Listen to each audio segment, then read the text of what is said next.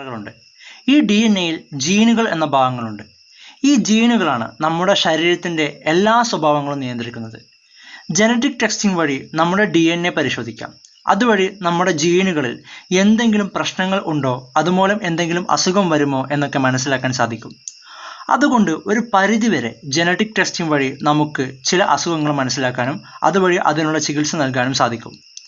നമ്മുടെ രക്തത്തിൽ നിന്നോ ഉമിനീരിൽ നിന്നോ എടുക്കുന്ന DNA ആണ് നമ്മൾ ടെസ്റ്റിനായി ഉപയോഗിക്കുന്നത്. നമ്മുടെ കൈവിരലിലെ കൈരേഖ പോലെ എല്ലാവർക്കും വ്യത്യസ്ത തരത്തിലുള്ള ജീനുകളായിരിക്കും. അതുകൊണ്ട് ഈ ടെസ്റ്റ് ചെയ്യുമ്പോൾ നമ്മുടെ ജീനിലെ മാറ്റങ്ങൾ മനസ്സിലാക്കാൻ സാധിക്കും.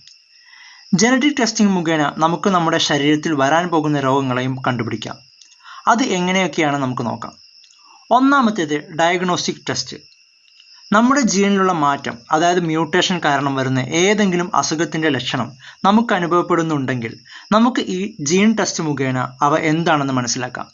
രണ്ടാമത്തേത് കാരിയർ ടെസ്റ്റിംഗ്. ഇപ്പോൾ നിങ്ങളുടെ കുടുംബത്തിൽ ആർക്കെങ്കിലും ചില പ്രത്യേക ജനിതക രോഗം ഉണ്ടെങ്കിൽ ജീൻ ടെസ്റ്റിംഗ് വഴി നിങ്ങൾക്കുണ്ടാവാൻ പോകുന്ന കുട്ടികൾക്ക് ആ ജനിതക രോഗം വരാൻ ചാൻസ് ഉണ്ടോ എന്ന് മനസ്സിലാക്കാൻ സാധിക്കും. അടുത്തത് ഫാർമക്കോജെനറ്റിക്സ്. ഇപ്പോൾ നിങ്ങൾക്ക് ഏതെങ്കിലും തരത്തിലുള്ള ആരോഗ്യ പ്രശ്നങ്ങളോ അസുഖങ്ങളോ ഉണ്ടെങ്കിൽ ജീൻ ടെസ്റ്റിംഗ് വഴി അതിന് ഏത് മരുന്ന് ഉപയോഗിച്ചാലാണ് കൂടുതൽ എഫക്റ്റീവ് ആവുക എന്ന് മനസ്സിലാക്കാൻ സാധിക്കും. നാലാമത്തേത് പാരന്റൽ ടെസ്റ്റിംഗ്. നിങ്ങൾ ഗർഭിണിയാണെങ്കിൽ നിങ്ങളുടെ ജീൻ ടെസ്റ്റ് ചെയ്യുമ്പോൾ നിങ്ങളുടെ കുട്ടിക്ക് ഏതെങ്കിലും ജനിതക രോഗം ഉണ്ടോ എന്ന് മനസ്സിലാക്കാൻ സാധിക്കും.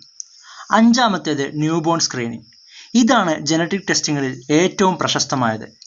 USA-യിൽ എല്ലാ സ്റ്റേറ്റ്സിലും ജനിക്കുന്ന കുട്ടികൾക്ക് ഈ ജീൻ ടെസ്റ്റ് ചെയ്യുന്നത് നിർബന്ധമാണ്.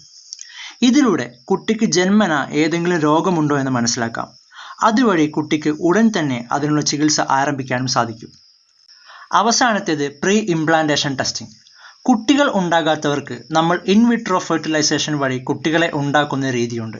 അതായത് പുരുഷന്റെ ബീജവും സ്ത്രീയുടെ അണ്ഡവും ലാബിൽ വെച്ച് യോജിപ്പിച്ച് ഭ്രൂണം ഉണ്ടാക്കി ആ ഭ്രൂണം അമ്മയുടെ ഗർഭപാത്രത്തിൽ നിക്ഷേപിക്കുന്ന രീതിയാണിത്.